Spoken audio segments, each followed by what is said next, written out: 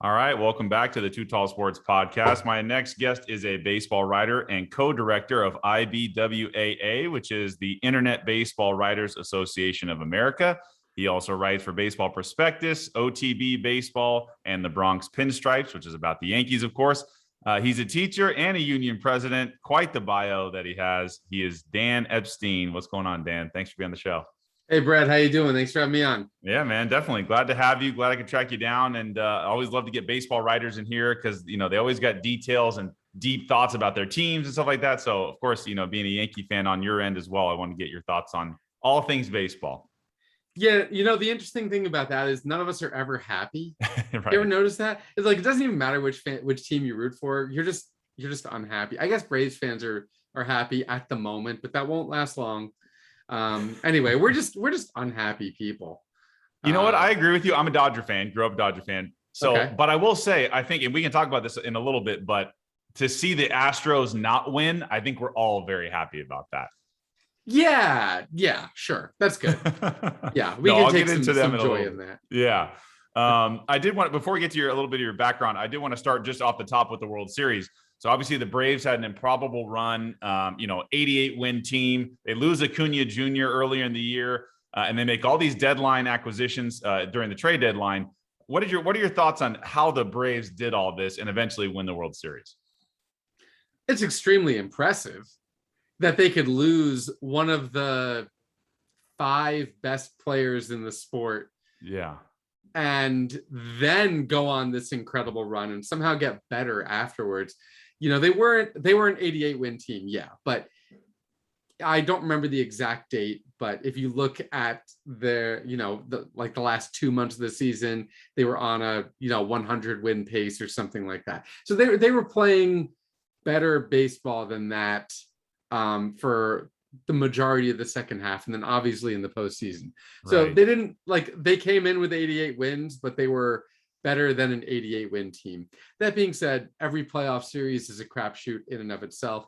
I don't think there's anyone who believes that they were better than the Dodgers in the NLCS, but they beat them, and that's just the way that it was. But you got to give a lot of credit to the front office and the talent evaluators and coaching staffs here, because the way that they decided to replace Acuna was with a bunch of outfielders off the scrap heap, right. Jorge Soler and Jock Peterson and Eddie Rosario, and Duvall. Yeah. These were all guys who were available on the cheap. They didn't even rate on trade deadline acquisitions that anyone thought much of, and they brought these guys in not because they figured, well, let's see if they get hot, but they brought these guys in because they said there's something here that we can fix with their swing or the way that they're being used or the type of pitchers that they're seeing. They identified players that they felt that they could make them better quickly, and then brought them in and then did that and reaped the rewards. So sure. I think that's really a testament to, I guess, modern analytics, the way it is. Don't tell A-Rod I praised analytics or he'll go berserk. But that's really what it is. It's like looking for players who can be better than they are and then bringing them in and then making them that way. The Braves did that extremely well, and they won the World Series because of it. Right. And their pitching was great. Their bullpen was dominant. I mean, they had all the they were definitely not a bad team, to your point. Like last year, they had a 3-1 lead on the Dodgers and blew it in the NLCS. So they are still a great team. Freddie Freeman started out slow, then he got hot, and all their whole infield just started hitting bombs. They're truly a good team. Let's talk about the other side. I was going to get to them later, but might as well talk about them now. For the Astros, so like I mentioned at the top, I did not want to see them win, right? Just in a purest baseball sense, I did not want them to win. And I love that the last 2 World Series that were played in Houston were both won in Houston for the visiting team, the Nationals and now the Braves. They have some decisions to make with Correa and if he's going to leave and go chase the money, but I couldn't tell you how happy I was as a baseball person to see them not win. What are your thoughts on the Astros? Before I even get to that, what's kind of funny there is I don't think that there's been a team that clinched the World Series in their home ballpark since the Red Sox. Right. That's right. About what, 8 years ago or something like Yeah, that? isn't that amazing? What Yeah. are the They've odds all of that? been road clinchers. Yeah. Yeah, it's incredible. But here's the funny thing about Houston. Obviously, just about everybody was rooting against Houston. Unless you're a Houston fan, Right. then you're rooting against Houston because everybody hates Houston now. Right. I think it's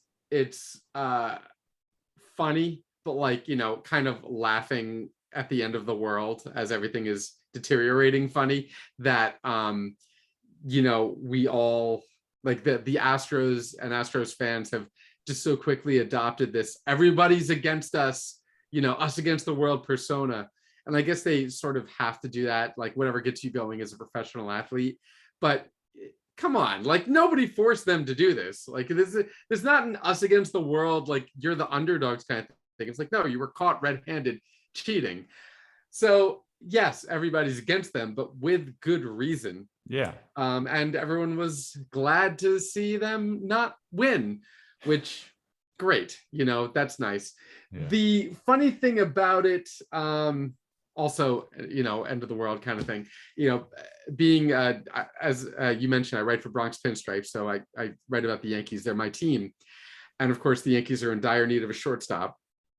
Carlos Correa and the Astros are absolutely detested among Yankee fans because they've been bounced out of the playoffs by those Astros, including the year that they were caught cheating. Right. And Yankees fans are just not a terribly forgiving bunch. So now, of course, who's the top target for the Yankees in free agency? That would be Carlos Correa. So now all of a sudden there's a lot of backtracking going on Yankee Twitter, and there has to be, and whatever, it's fine. Like he's going to come here and all of a sudden he's going to be beloved. He'll be forgiven immediately. And that's just the way it is. That's just the way fanhood is. That's the way the game goes. Do you think that's possible that the Yankees just like from a, do you think they would do that? They would actually bring him in? I hope they do. Okay. So you actually want this to happen now? Absolutely, I do. Yeah. Absolutely, I do. First of all, come on. Like you want to pretend that the Astros are the only team that ever cheated in baseball. Right. It just isn't true. If you want to pretend that your team, whatever your team is, has never cheated, it just isn't true. Except for teams that are just never good, because I just don't think that they're doing any scandals when they're trying to tank, when the front office is trying to tank anyway. Like you want to tell me that the Pirates are altruistic, I will believe that. Yeah, but they're not cheating well. Yeah. No. The Rockies, I'm sure, are playing to the letter of the rule book. You know, but listen, Carlos Correa just makes the most sense of all the huge shortstops that are available right now for the Yankees. He's the best defender of the group. He's obviously an incredible hitter. It just seems like a perfect match for them, which. The only downside, two. One is that he's right-handed. They would be better off with a lefty. But the other one is that there's this huge vendetta against him for the cheating scandal. Right. And again, there's good reason for that. But okay, there's also this element of the Astros got caught and everyone else who has ever cheated to an extent hasn't. But, that's just the way that these things go in baseball. I mean, you'll just sort of overlook these things when it happens for your team. I mean, you don't think that Astros fans wouldn't have hated this if it was a different team? I mean, Giants fans were rooting for Barry Bonds well after he was caught cheating and everything. Yankee fans were rooting for A-Rod even after he came back from his 1-year suspension. Yeah. To an extent. Sports fans are quick to forget if you start winning. Yes, we are. Yes, we are. Yes, we are. If the winning is on your side, if it works for your side. If not, then we will just never let you forget it and hate you forever. As we all have done with the Astros. If Correa goes to the Yankees and you guys win a World Series, he will be back on top again. It won't matter anymore. So in one fan base, yeah. In the other 29, not so much. You think Red Sox fans will forgive him? If he, for his not steroids, sorry. I'm used to saying steroids. You think Red Sox fans will forgive him with cheating if he goes to the Yankees and wins the World Series in New York? No, I don't think so. I don't think that they ever will. So That's what about how it is. Yeah. What about the other moves? Now that we're on the top of the Yankees, you got Gary Sanchez, the catcher, who from what your research was showing me, I read one of your articles. He's a below average catcher, or in middle of the pack to below average. And then you got the Gleyber Torres, I believe, is the shortstop. So you got to figure out if he's going to be the future. So what are the moves? Is it? And then you can maybe go into Aaron Boone as well if you really want to. Where this team is, you spent so much money in free agency. You got a lot of the same kind of guys. So what do the Yankees do outside of Correa? Well, they got to go shopping, that's for sure. And there's a lot of different things that they need to retool at each position. You look at catcher, there is no one more reviled in Yankee universe right now than Gary Sanchez. Yeah. That being said, he's absolutely going to be the starting catcher for the Yankees in 2022 because, yes, he's basically a middle of the road catcher, even during a down year. If you look at all the defensive numbers, which obviously are not friendly to him, right. If you look at the total offense, which he's about a league average overall offensive player, which makes him a well above average offensive catcher, even with his hot streaks and cold streaks and everything, it makes him about a middle of the road catcher. There are no catchers better than that who are available this winter. There's just no market. I mean, the best free agent catcher right now is probably Yan Gomes. I mean, if you want to tell me you think Yan Gomes is better than Gary Sanchez, okay, maybe, but it's really a toss-up. You're trading one player with warts for another player with warts. There's really only like maybe 5 good catchers in Major League Baseball. Yeah. And one fewer now that Posey's retired. And I'm sorry, you're not getting Real Muto, you're not getting Will Smith, you're not getting Grandal. You're just not getting the very few catchers who are so good because they're not available, at least not this winter. So you're going to have to roll with Gary Sanchez at least one more year. There's a lot of guys who they're not going to roll with. They're not going to roll with Gleyber Torres as a starting shortstop. He flunked out of that position. He'll probably be on the team in some capacity. I don't know that he's necessarily got a starting job. Clint Frazier, Miguel Andujar. These are all young guys that they were counting on, not just in 2021, but for beyond. This was the core that they were building around. And these guys just didn't work. Like nothing came around. I feel like, I had the privilege of writing the player comments for the Baseball Prospectus Annual that will come out in 2022 for the Yankees. And I just ran out of synonyms for the word disappointment. There were just so many guys who did not play to the back of their baseball card and just 100%. Fell off a cliff. Even, older guys like G.J. LeMahieu, he had a really big drop off from the kind of year he had before. Gio Urshela, even though he was hurt a little bit. There were just, so many guys, especially on the offensive side of the ball, that were major disappointments and they need to figure something out. Part of it was that they were just out coached. I'm sorry, they just were. Okay. And they started the offseason by getting rid of their hitting coaches, Marcus Thames and PJ Pluter, which was the right move. Because you look at the Giants, the surprise team of MLB, who overperformed so much, and they had so many hitters who went above and beyond their expectations and were so much better than everyone thought they would be. The Yankees were the opposite of that. They had so many hitters who failed spectacularly. And just as we talked about with the Braves, identifying players who can be better than they are and then making them that way. The Yankees were the opposite of that. They failed to do that. They failed to even get players to adjust in the way that you always have to adjust in baseball just to tread water, and they couldn't do that. So I am hoping that they overhaul their approach to coaching, especially, like I said, on the offensive side of the ball. And then, they're going to have to fill some holes. They got to figure out what to do with shortstop. There's a lot of big name shortstops out there. It will be a failure of an offseason if they don't get one of the big ones, whether that's Correa or Seager or Semien or Story. You're the Yankees. You've got a hole at shortstop. It's a historic shortstop class. go get one. All right. It just shouldn't be harder than that. Right. There's rumors today that they might trade for Matt Olson. Again, you have a decision to make about what to do at first base. A guy like this is available. He's not even that expensive. He is going to cost you prospects, but oh well. You're the Yankees. There is just no excuse for getting outbid for a player like Matt Olson by a team like, I don't know, any team, by the Mariners. Yeah. You just can't let that happen. You've just got to get him. If indeed you are moving on from Luke Voit, which they probably are. They need another starting pitcher. They can certainly look to try and improve on their center field options, but they can't be complacent. I don't think they will be complacent. They reset their luxury tax, which the Yankees, they shouldn't be worrying about those such things, but they are. And we'll see what they do, but they need to overhaul their coaching staff, which I think they're in the process of doing. And then they need to go out and get guys. Are you saying including Boone overhaul? Well, they brought Boone back. Right. I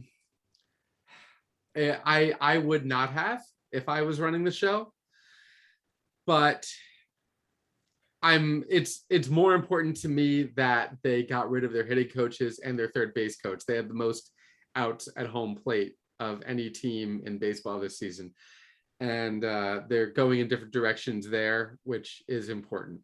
Boone, I thought, did cost them games this season, but with poor bullpen management, with poor lineup construction, with some of those game day decisions that you have to make. I think you can say that about most managers over the course of 162 games. Sure, you're going to have a couple bad days. It's going to happen, right? And those stand out. Right. Certainly, those make headlines much more than the time when you brought in just the right reliever at just the right time. Right. I would not have brought Boone back, but I can live with it. It's fine. I would not have been able to say the same thing about some of the members of his coaching staff, which, again, it looks like they've gone in a different direction there, which is good. I did see, what is it, Brett Gardner's finally gone now? We'll see. Because that guy, talk about underperforming. How is we'll he? See. Oh man. Yeah. Gardy will be there forever. He'll be. Gardy is the Yankees' own personal Julio Franco.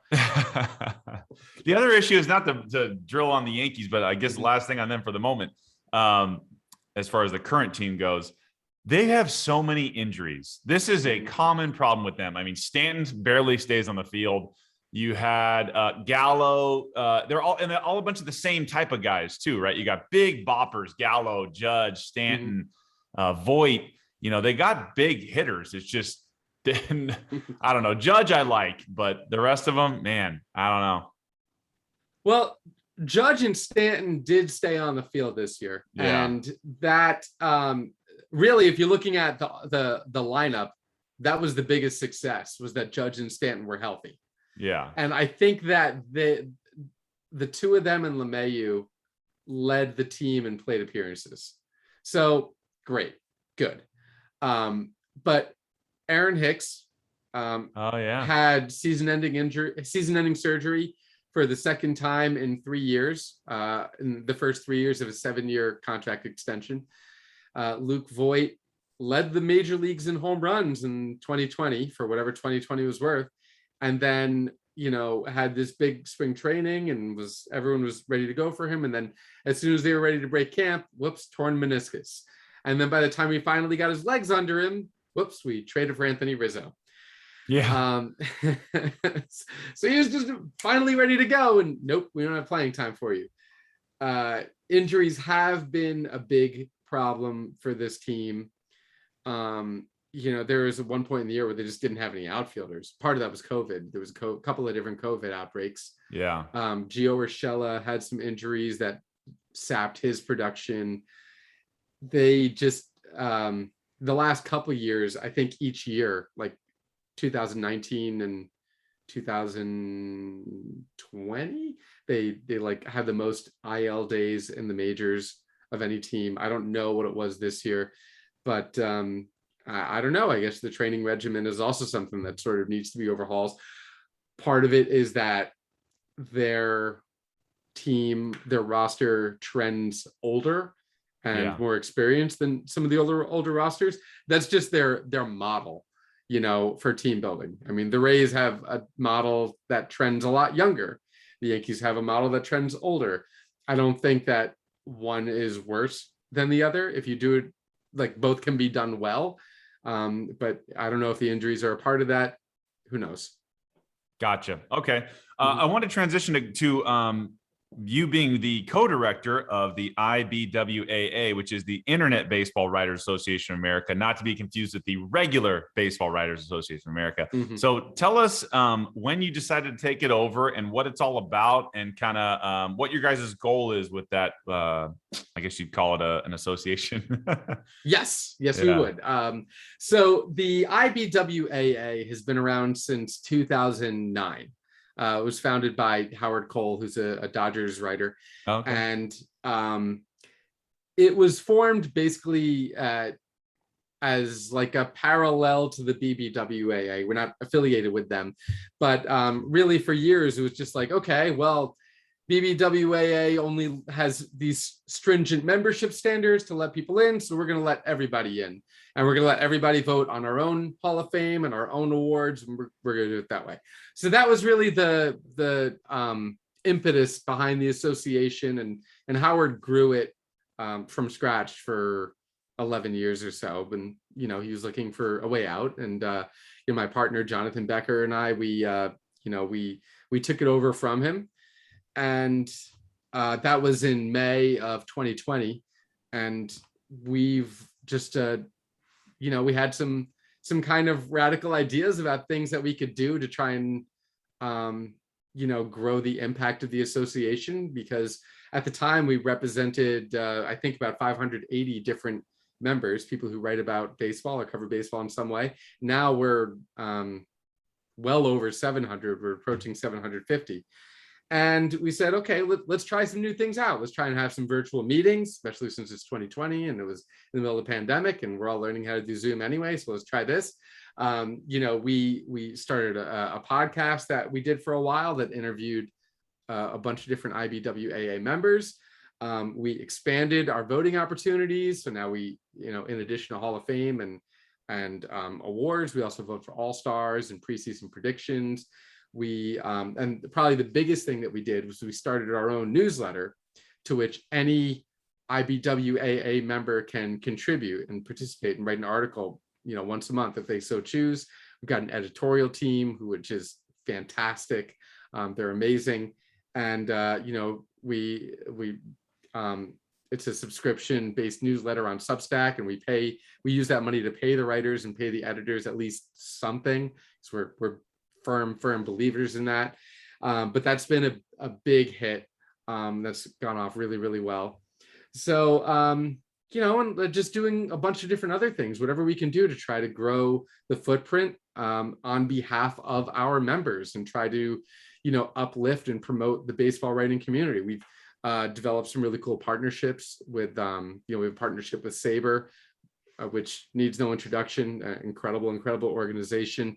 And we host their Sabre Analytics Research Awards voting now, along with Baseball Prospectus and Fangraphs. So we've just the response has been incredible. I mean, like I said, we've grown by almost 200 members in about a year and a half. So that's been just an honor to have that kind of response from the baseball writing community. And not just writing. I mean, we've got podcasters, we've got all different kinds of content creators, from everything you could possibly name. Authors. We even have somebody who is a member who sells baseball apparel or baseball themed like t-shirts and stuff. So basically, we are open, and whoever you are, if you feel that you belong in the IBWAA, then we're happy to have you. We're open to anyone, And like if you go on IBWAA.com, I'm starting to sound like a commercial now. That was No, not my it's all intent right. at the beginning. Yeah, I'm gonna let you plug your stuff. Go ahead. You got this way. Yeah, I want to hear about Well, it because I mean, just the idea is just to try and to help lift people up. It's hard to get a name for yourself, and whatever we can do to promote people, that's the name of the game. Whatever we try to do. So like people check us out and they see some of the things that we do and some of the things that we offer our members, and they say, well, yeah, I want to be a part of this, then we're happy to have you. So as a member, do you like when is your stuff featured? How many articles or columns do you have to write? Like how does it work for them to get featured in your group? Well, so first of all, anything that you produce, any content that you produce, if you tag us on Twitter, if you're an IBWAA member, then we like and retweet it from the account that we have. Like, sure, because this is not, I mean, first and foremost is helping promote our members' content from wherever they produce that content, right? In their own home sites. The newsletter is just a place for people to contribute if they want to reach maybe a slightly different audience than they usually do, or if maybe they're between sites where they write, or they just want to do it for fun because they enjoy doing it. I mean, at our core, we're baseball people. We enjoy doing this stuff. Right. So any member who wants to can contribute up to once per month. And we often have a wait list as well for people who didn't get it 1 month. They get first dibs on the calendar for the next month. So we do it that way, but no one is obligated to do anything. Okay. You just want to feature people's own writing when they, once a month, whenever. Yeah. Just give them a chance to produce something and boost themselves a little bit. And, that's what it's there for. Gotcha. That's awesome. It's nice you give a voice at the hot phrase. You have a voice to the voiceless right now. Some of these writers don't have a big backing. Yeah, well, we're trying. It's interesting because you would think that it's all like people who are I don't want to say just writing on like a small blog, because small blogs are the best kinds in my opinion. I love reading that when people are just like really into their niche and they're just reporting out on it in the way that they see it. That I think that's the best. I love that. But we actually did a membership survey when we first took over as co-directors, and one of the most interesting questions that we asked, in my opinion, was, do you consider yourself a professional baseball writer, semi-professional, or a hobbyist? And it was actually almost an even split, 33, 33, 33 for that. So we have members who just are infrequent hobbyists who might just post something on their personal blog whenever the mood strikes them, once in a blue moon, all the way up to people who are professionals who are pretty big names in the industry. I was going to ask you, certainly recognize. Do you have any big names? We do. I mean, we have our directory on our website as well. Okay. If you scroll through it, you'll see some of the bigger names. I'm not going to like name drop anybody. Sure, that's whatever, fine. But, but yeah, I mean, it and we've just got that whole spectrum of people, and we also have some mutual or crossover members with the BBWAA also. Okay, gotcha. Nice, very cool. So you're not only a writer, you're also a teacher in the New Jersey area. So how do you keep up with doing the IBWAA stuff, writing your own, and being a teacher as well? Here's my secret. I don't do any of it well. But you do it. I do it. I am a 4th and 5th grade special ed teacher. Okay. And that's my profession. I love doing it. This is my 16th year teaching. Very cool. Okay. So you make time for everything. That's good. Sort of. Speaking of your group, you guys did a baseball manager of the year poll, and I saw Kevin Cash for the AL for the Rays manager. He won it, and Gabe Kapler obviously did a phenomenal job with the Giants on the NL side. But Brian Snitker wins the World Series, didn't crack the top 3 in your NL voting for manager of the year. But it's a regular season award, I'm sure, right? Regular season, yeah. We so we conducted awards that are parallel to the BBWAA awards, with manager of the year, rookie of the year, MVP, Cy Young, and reliever of the year. We completed all that voting before the first pitch of the first wild card game. That's when we closed the voting. So so Snickers playoff run, as impressive as it is, didn't factor into those decisions for our members. And if I had to guess, that would probably be the same result that we see when the IBWAA official results come out.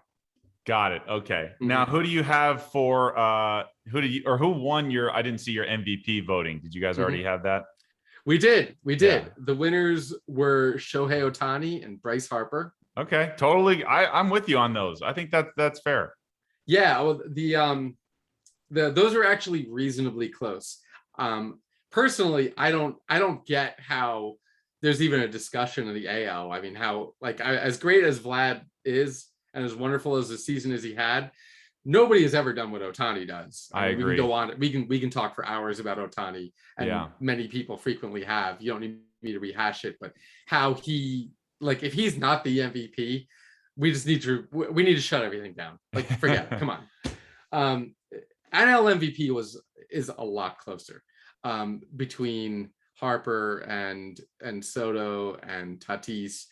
I don't think that there is a clear cut. It's got to be this guy. You can definitely make a case for all three of those guys. Harper won our voting conducted by our members. You can make a case in a lot of different directions. Right. Yeah. You know what's crazy? I saw that none of the finalists in the real MVP voting, none of them on either side made the playoffs. Is that a bad thing for baseball, that the best players, technically by stats, or some of the best players, are not on contending teams? I don't think that is necessarily a bad thing. I think it's good that there are good players on bad teams. That's for sure. I think things would be really bleak in Washington right now, if not for Juan Soto. Right. And obviously the Phillies with Harper and the Padres with Tatis didn't expect to be non-playoff teams this year. So that's a little bit different. But I think it's actually a good thing for the sport that we can have some of our best players on teams that are not necessarily the best teams. You don't see that in other sports so much. I mean, if you've got LeBron James, you're going to the playoffs simply because you have LeBron James. Now, if that happens year after year, and you're like, oh man, Mike Trout is just has never won a playoff game. Exactly. How is that possible? And he barely goes to the playoffs either. And I think he's only ever been once. I don't think that's a good thing. That is not good. But do the best players, does the MVP need to be on a playoff team every year? No, I don't think so.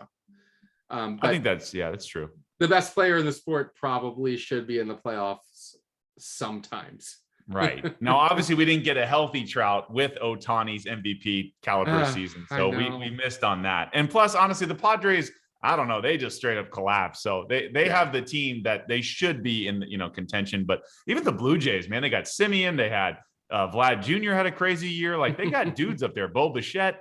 Toronto's coming up. They won 3 more regular season games than the Braves did. Yeah. It's baseball. It is. Just in the wrong division. Yeah, no, definitely. I saw someone interviewed you. I don't know how recent it was, but they asked you about how to fix baseball and if there's a problem with MLB. And you had a really cool answer, which I wanted to get into, which was you focused on Major League Baseball as a whole, saying the game is not broken, but the league, quote unquote, is broken. Mm-hmm. So how would you explain or kind of what you meant by that? It's very easy to conflate baseball with MLB. We've all done it at times. We're all guilty of that at times. First of all, it's literally not true. There are lots of other professional or semi-professional or college or little league, whatever. There's so much baseball out there that MLB is really only a very small part of it. Obviously, it's the part of it that most of us are interested in. It's part of it most of us follow or write about. Certainly myself included. I'm not an expert or an ardent fan of Leadom or NPB or or Big Ten or anything. But it's very important to, when you're talking about, is baseball broken? It's a very broad question. It's very important to distinguish the game itself, little b baseball, from MLB. The game is beautiful. I don't think the game ever can be broken. We might tinker with it. We might have rules or aspects of it that we dislike. Maybe you like the DH, maybe you don't. Maybe you like the Manfred man on second base and extra innings. Maybe you don't. You probably don't. No one does. But that, like, these things don't ruin baseball, in my opinion. Maybe for some people they do. Maybe that's the deal breaker. Maybe, if we put in a pitch clock, that maybe there's some fan somewhere who says, that's it, I can't deal with the pitch clock, I'm out. And I'm sure just, by sheer numbers that will be true for someone. But in my opinion, baseball itself will always be beautiful. The play at the plate, the sprint down the line to beat the throw, the mind games going on between each pitch, the tension of a close game in the ninth inning. You just can't match that. The fact that you can watch any baseball game, no matter who you are, no matter how long you've been watching or playing, and find something that day that you never saw before in just about every game. It's just, in my opinion, just the best sport in the world, the most beautiful game there is.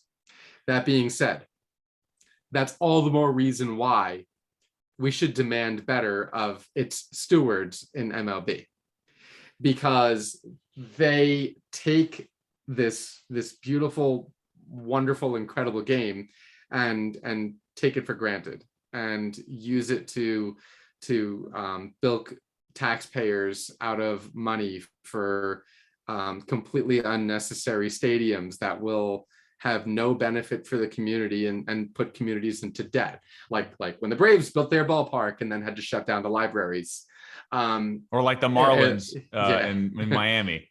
Yeah, or like no one goes, or the Tampa Bay X-Rays, who are splitting time in Montreal right now, or some of the other heinous things that MLB does, like the fact that they bless human trafficking of children in developing nations just because they happen to have a lot of baseball talent. And MLB turns a blind eye to it because they get underpaid, cheap talent. The way that that MLB has some shady political dealings, the way that they lobbied for legislation to exempt minor leaguers from minimum wage laws. I know that one well. Certainly, all about that. Finally, we're now seeing enough pressure that they decided, okay, I guess we have to give housing to our players so that they're not sleeping in their cars. But all of these things are reprehensible, and they can be laid at the feet of the people who run MLB, not baseball, MLB. But that's very different from baseball as it is on the field. So in the interview you're referencing, I think I said, like, listen, baseball itself is not broken. I don't think it ever can be. MLB is broken, possibly beyond repair. And that's why it's critical to look at those two things differently and answer the question differently, depending on which one of those you're talking about. So I do mostly agree with you. However, I think there are some issues on the field right now, though. I think there are some things that need to get cleaned up. One huge one, the umpires are really bad right now. I don't know if it's historically bad or just the K zone makes them look terrible. I am not sure if I'm ready for robo umpires yet. However, they miss a lot of calls. So what's your thought on that? I agree with you. I don't think they're historically bad. I think that umpires, believe it or not, right now are probably better than they've ever been. Okay. That's not saying a lot. Yeah. But real quick, because I know real quick, I didn't mention this earlier, but your favorite player growing up was Mariano Rivera. And I heard that like of 1/5 or 20% of his strikes were given off the plate just by like reputation. You know what I mean? Like just of who he is. So that's what I'm trying to say. Stuff like that. Yeah. Well, that's why I was just defending umpires because they were kind of mo. No, Right. I think it is a problem. And someone on Twitter, I wish I could credit them, but like, they had this post that said, like MLB, we're screaming and yelling when there's a ball like a quarter of an inch outside the arbitrary K zone that's on TV. Whereas in football, it's like, okay, the play is over. The guy kind of like flips the football on the ground somewhere. Some dude in stripes runs over, picks it up kind of where he thinks it might be. And then like 50 yards away, a couple of dudes holding chains walk that distance. And we're all just kind of okay with that. Right.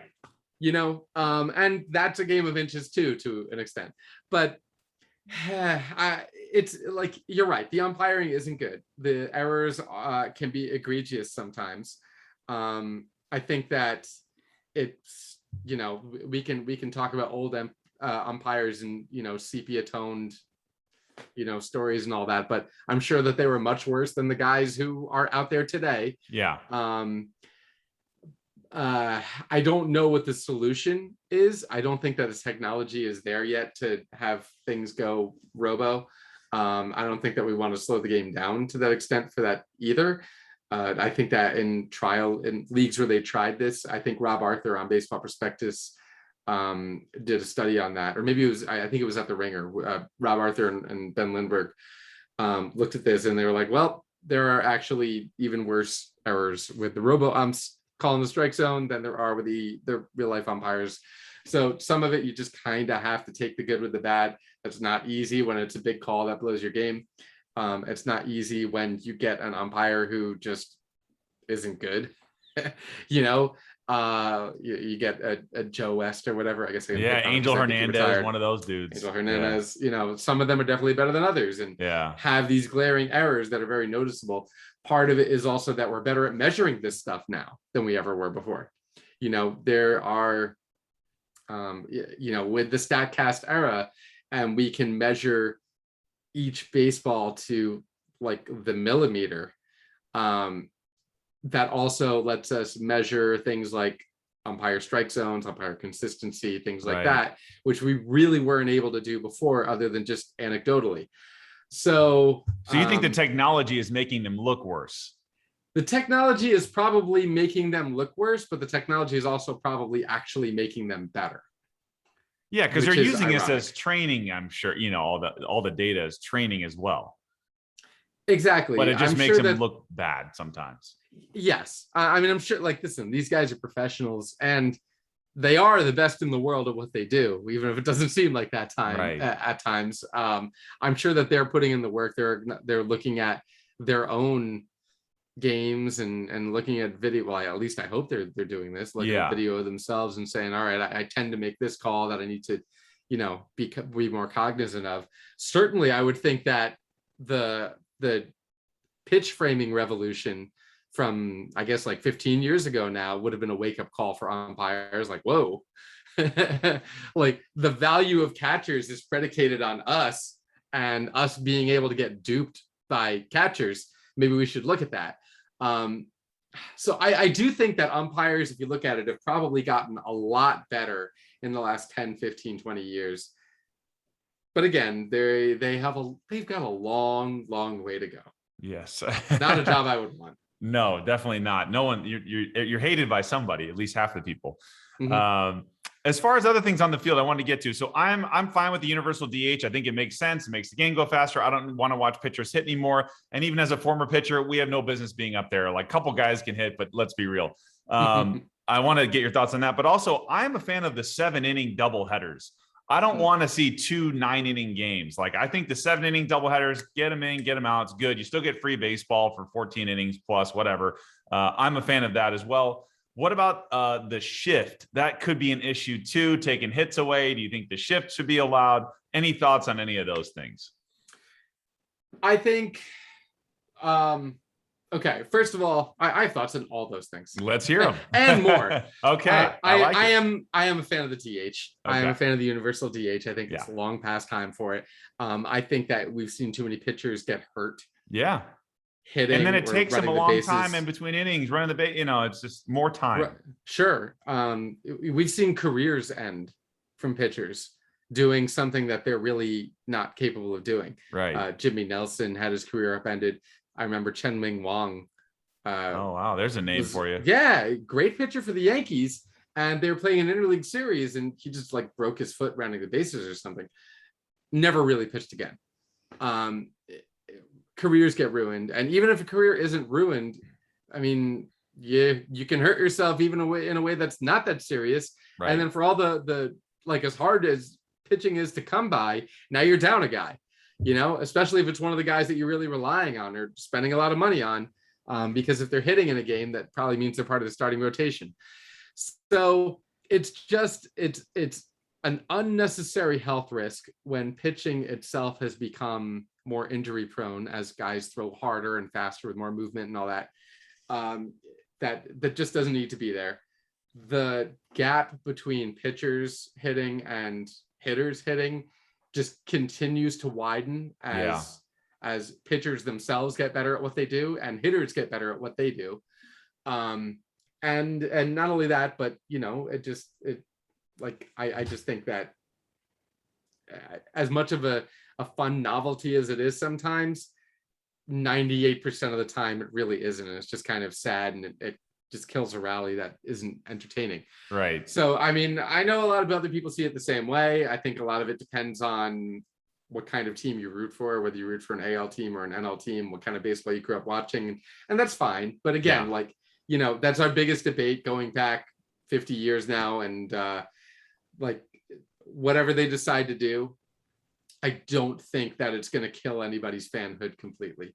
No. You're still going to love baseball. For sure. And you get more offense. You get more offense. Offense is good. Offense is fun. 7-inning doubleheaders. 7-inning doubleheaders. This is another one where I don't mind it, because I know that playing baseball is harder to do than it's ever been before, and the strain of a doubleheader on a player is very different than it was when Ernie Banks was saying, "Let's play two." Yeah. And not to diminish what Ernie Banks did or anything, but the pitching aspect of it, you waste your whole, staff or something. It kills your roster. And it means somebody's got to get optioned to the minors and someone else has to get called up, often more than one person. It means roster moves. It means, guys' careers changing. It means guys have to find a new apartment. So, I mean, it's tough to find pitchers for 18 innings worth of baseball. Yeah. That being said, full price admission is for 9 innings worth of baseball. Okay. If you're going to go to 7-inning doubleheaders, then MLB should, I'm employing the moral heartstrings of MLB, which don't exist, but MLB should, have a single admission, price break, or the second game just be all open to the community, to youth organizations or whatever. Or a half off or something. Yeah, I mean, they got to do something, because you can't charge 9-inning prices for a 7-inning ball game. Right. That's just not right. But they're gonna, because it's a business and people pay for it. So, sure. But that's my opinion on that. And then the shift. What are your thoughts on that? Good or bad for the game? I don't have a problem with the shift, and I think that if we ban the shift, we're not. A lot of people smarter than me have done research on this. We're not really going to see an enormous difference, and not only that, it's hard to do. How do you ban the shift? I mean, I guess the only way you could do it is say 2 people on each side of second base. Yeah. Okay. Well, then you're going to have, for a left-handed hitter, you're going to have the shortstop standing directly behind second base. Right. That's not that much different than a classic overshift. Sure, people will bend the rules still, but it's just in general, and it's not going to end up making that big of a difference. And really, the shift is not something that is killing balls in play. You're talking about how the lack of offense, the lack of singles, the lack of, balls that fielders can defend. The shift is not the reason for that. The reason for that is because, holy crap, have you seen a slider lately? Like, pitching or 99 that you can't see. Yeah. Oh my God. I mean, okay, Blake Trinan, one of the best relief pitchers in baseball, but he's not going to the Hall of Fame. Right. He's a good pitcher.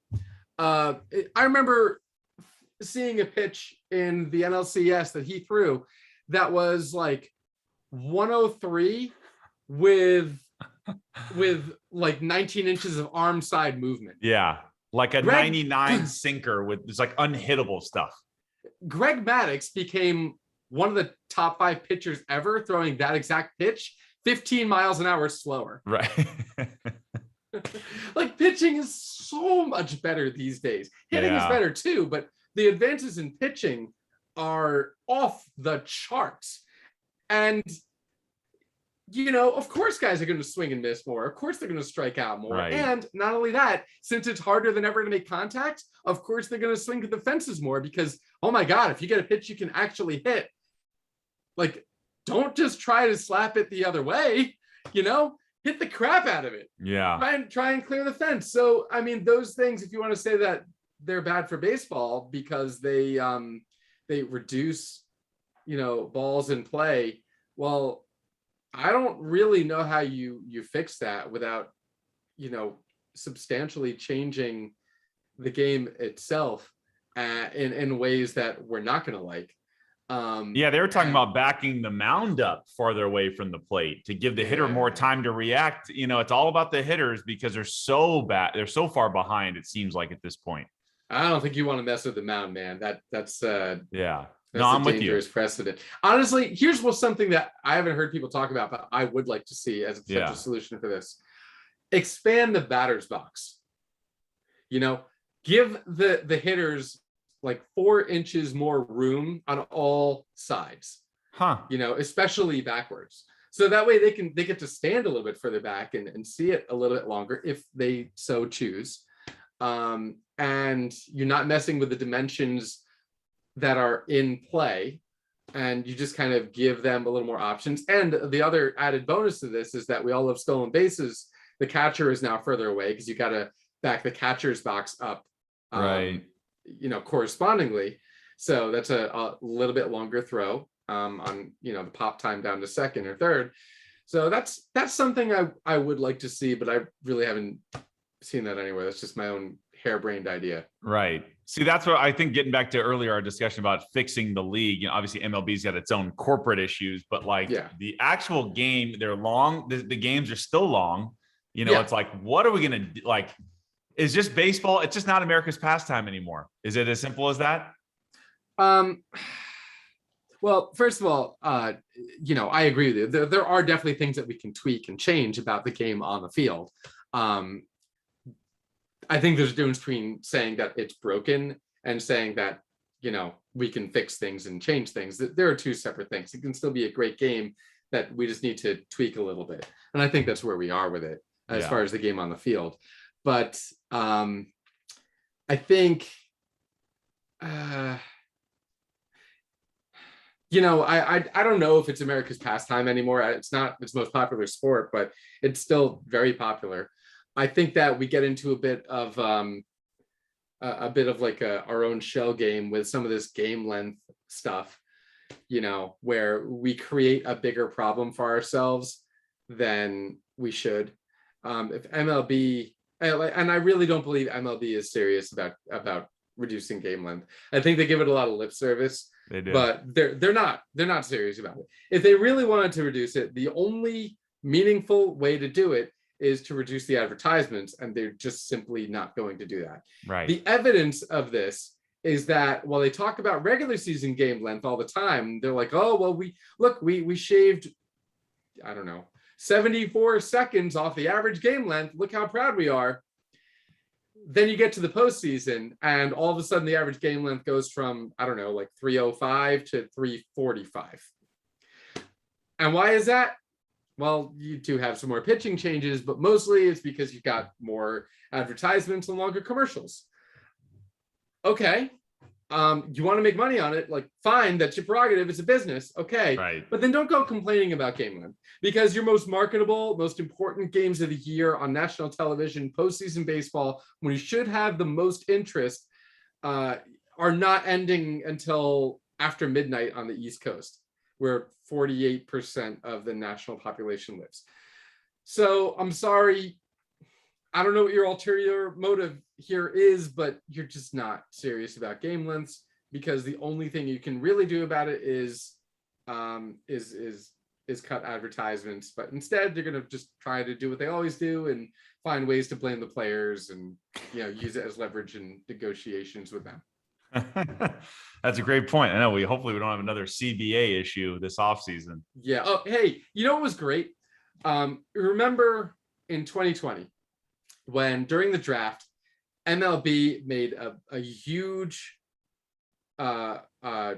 spectacle of supporting Black Lives Matter, and Theo Epstein was running the Cubs at the time, and made, no relation to me, by the way, just common name, made, you know, a bigger show of it than anybody, talking about how he needs to improve his hiring practices, and he was committed to doing better, you know, to support inclusion and diversity in his hiring. And then like a month later, quit that to go work for MLB to say, I'm going to work on cutting down game lengths. It's like, well, there's that wasn't how noble of you. How noble of you.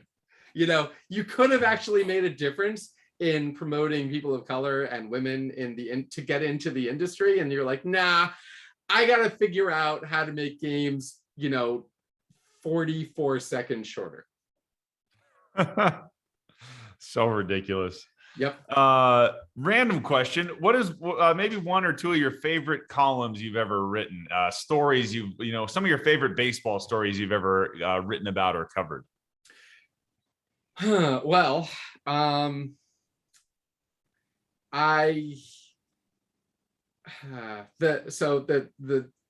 article that I wrote that was the most well read was called "Don't Let MLB Insult You," which was my goodbye post from Beyond the Box Score in December 2019, which you know, I was talking about a lot of these issues, talking about some of the financial aspects with MLB, where we have you know, owners crying poverty and demanding things like taxpayer funded stadiums and whatnot, or telling you that they can't afford to keep the team's best players, so we need to sell them off and be terrible for the next 5 years so we can one day be good again. And they just kind of hope that we'll just buy this, when, you know, if you really put some of their numbers into context, you know, the Ricketts family, who owns the Cubs, that offseason was saying, well, we're just not going to be able to make a signing like Eric Sogard, who would sign with the Brewers for like 1 year, $2.5 million. Yeah. The Ricketts family is worth $4.5 billion with a B, which was worth, you know, like 1,000 Eric Sogards, and was literally equal to the state budget, the fiscal year state budget for the entire state of Delaware. Like they can fund an entire state with their money if they so choose. And they're like, Eric Sogard, I just don't know if we can afford this utility player here. Right. You know, and they expect us to just buy this crap from them. So you know, that was that I was actually nominated for a Saber Award for that, which is, there you go. That's awesome.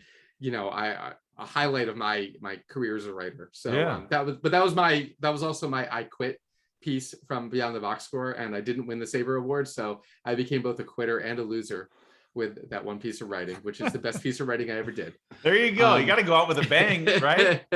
Yeah. But probably my favorite piece I ever wrote. I had a mini series at the Hardball Times before it kind of went into mothballs, exploring women's baseball. Okay. And I just absolutely loved all of those articles. But my favorite one was when I went to the championship game of the Eastern Women's Baseball Conference, which is based in Northern Virginia and the Washington, D.C. area. And it's, it's not professional. It's not even semi-professional. It's just, just for fun.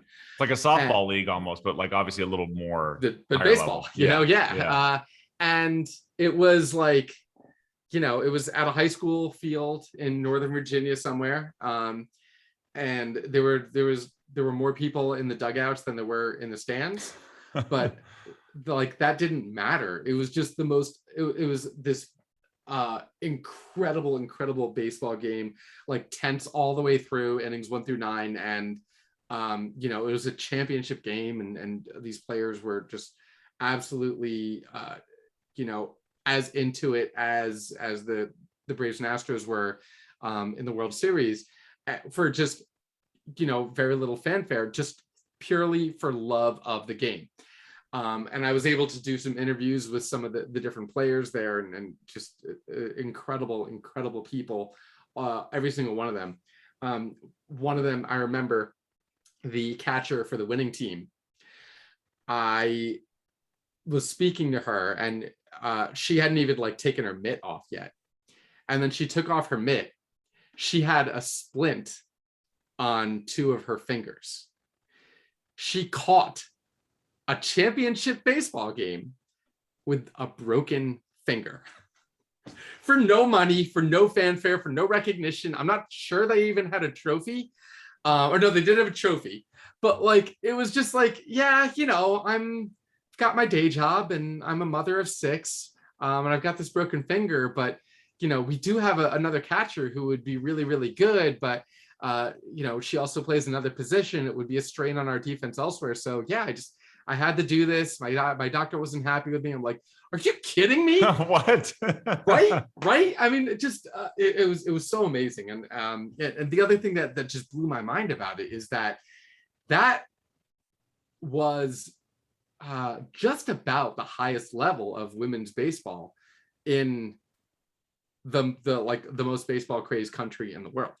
In the United States, where we call this our national pastime, and we talk about how much we love baseball, and how it's an $11 billion annual revenue industry, and the highest level of women's baseball has 0 coverage. Like this was, like I said, basically intramural. And other than that, you've got a few leagues like that around, not many, but they're around, the United States and Canada. Yeah. You have tournaments. There's a tournament circuit for women's baseball. And then you've got international competition. You've got, you can play for the US national team. And like, that's where you are. And it would be so easy, like with the flip of a switch, for ESPN or MLB Network to like have a camera and help them get set up in like a semi-pro stadium and start airing that, instead of putting Kevin Millar on TV like 10 hours a day or something, and put an actual baseball game out there, and like, hey, this is women's baseball, and it is baseball at its best, and it is fantastic. Anyway, I'm going on and on, but I just absolutely loved writing that series. I learned so much about baseball. I met incredible people, and it was, I'm really proud of the way it came out. So that's cool. That was that. Yeah, that's something totally different. So that's very cool.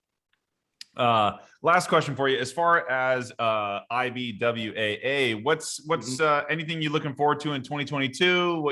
What you guys still want to expand on? Anything with that? Well, we've got a few irons in the fire, as always. Okay. We're going to continue to build on the things that have been successful for us and for our members, continuing with the newsletter, continuing with, doing things to try and grow our social media presence, so that we can boost our members even more when we, tweet out the work that they do. Continuing to try to have some virtual meetings and avail ourselves of these really cool partnerships that we've established, and might even try to hopefully have some in-person events, maybe go to a ball game together. That's cool for those of us that are in a certain region somewhere. But we'll see how these things pan out. Gotcha. Okay. So where can everybody find you guys online and social media and all that? Well, the IBWAA, you can find us at IBWAA.com. You can at IBWAA on Twitter. Matthew Brock is our social media guru who handles that for us. He does a great job. I am at Epstein1983 on Twitter. And that's the best place to find me. Gotcha. Awesome, man. Awesome. Well, look, I'll direct as many people as I can over there. And I'm sure a bunch of writers and people that cover baseball appreciate what you guys doing. So glad that you're making a platform for everybody. So that's very cool. And congrats on everything. Thank you very much. We're doing our best just to try and boost people up. There's a lot of really cool baseball content out there, whether you're covering, major league team, or whether you're covering, Eastern Iowa Little League, or you're covering, the KBO, where there's so many different subgenres of baseball that I've learned about doing this, which has been the coolest part of it for me personally. And whoever you are, whatever you do, if you think that the IBWAA can boost you up, then we'd love to have you be part of it. That's awesome. No, thank you again. And I'll definitely send the people your way, IBWAA.com. Thank you very much, Dan. And we'll talk to you soon. You got it. Thanks, Brett.